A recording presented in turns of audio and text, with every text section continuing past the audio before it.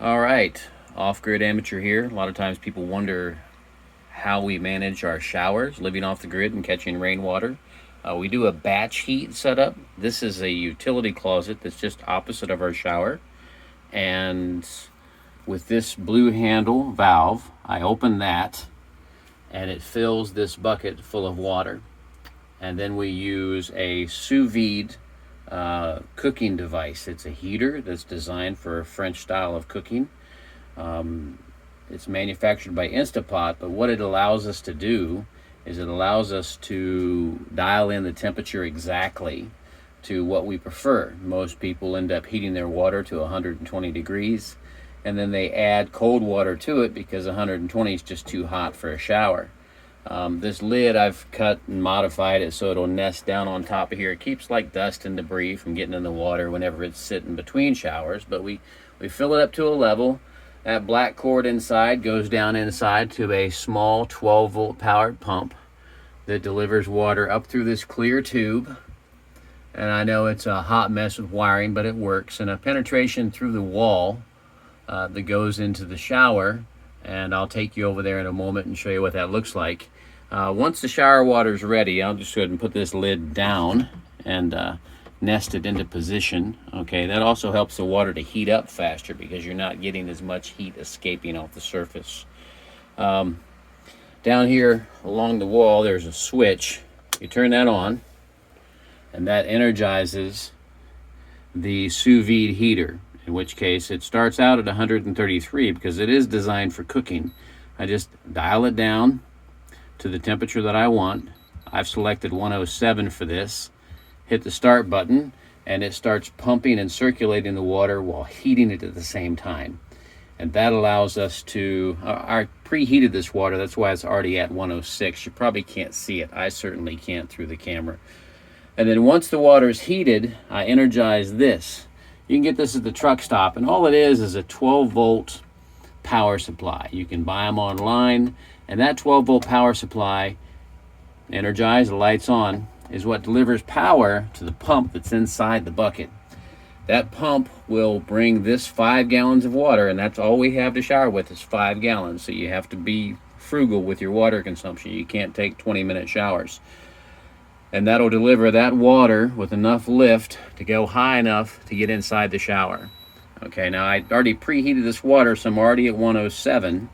I'm going to pause the video and take you into the shower and show you where and how that works. But prior to starting my shower, I de-energize this pump because it isn't good for this thing to be heating with no water in it. It's very bad for it. So we de-energize the pump, kill the power, and that takes care of the sous vide heater. The water's preheated, the 12-volt power supply is on and ready to go. So I'm just going to pause the video and take you into where the shower is so I can show you how that looks. All right, looks like a pretty standard household shower, doesn't it?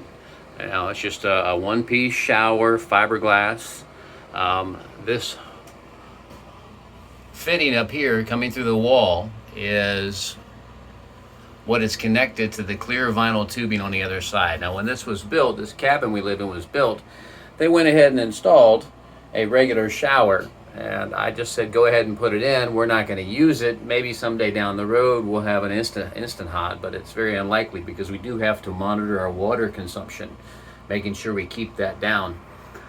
But inside the shower here, you've got this camp shower style head. It has a sliding valve that adjusts the flow. You can see on the back of it here. It's set to maximum flow now, but you can adjust the flow back and forth to regulate your water consumption. And I can shower with about 2 gallons, 3 gallons, somewhere in there. The missus, she uses close to the full 5 gallons because she has a lot of thick hair that requires rinsing. But inside this plastic bag, and the reason I put it in this plastic bag was to protect it. And this is a switch. This switch allows me to energize and de-energize the pump that's inside the bucket of hot water so that I can turn it off to conserve water when I don't need it. Most people in a shower will step out of the flow of the water so they can lather up and scrub. We just de-energize and we stop using that water. But if I hit that switch, you'll see Takes a moment, but that's a good solid flow of water coming out of that shower head. You know, we can get amply clean with that. So de-energize the switch, shower's off. You know, when you're heating up water in a mainstream home, like I said, you're going to take it to 120, and then you're going to add water that's cold to bring it down to temp. Well, that's just a complete waste of energy. And if you really want to live off the grid, you need to conserve resources. You know, because we catch rainwater, we don't have a lot to use excessively. And when it comes to heating the water, I just recently added that lid to the bucket, and that right there, it allows us to heat the water about 15 minutes faster than we normally would. It takes less time because you don't have that heat escaping. But I hope this gives everybody that is interested in off-grid and how we live a better understanding of how we make the shower work, just to conserve the resources, and that, you know, we're not getting filthy. Just because you're off-grid doesn't mean that you're, you know, living like an animal and not able to maintain a level of hygiene. If you have any questions in the comments, I'll try to answer them. If you like the content and you want to see more, go ahead and hit that subscribe button and notifications bell. I did recently just acquire the Gammo Swarm Maxim 22 caliber air rifle break barrel with a 10-shot magazine. I'll be doing a review on that one very, very soon. Thanks again for watching. This is Off Grid Amateur. Have a great day.